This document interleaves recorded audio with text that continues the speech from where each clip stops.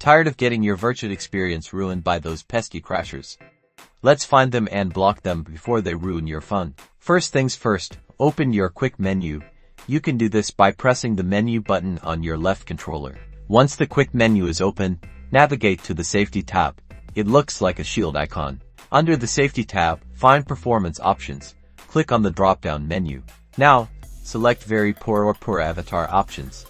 This setting will hide all avatars exceeding a certain performance threshold, automatically hiding a lot of potential crashers. You will immediately notice a lot fewer avatars are visible. When you see an avatar with a hidden icon, click on them to see their avatar details. The avatar details panel will show its performance rank. Avatars with very poor or poor ranks are prime suspects. If you suspect the avatar is malicious, go ahead and click that block button, preventing you from seeing that user. That's it. You've successfully identified and blocked potential crasher avatars. Enjoy a much smoother and less disruptive Vrchat experience.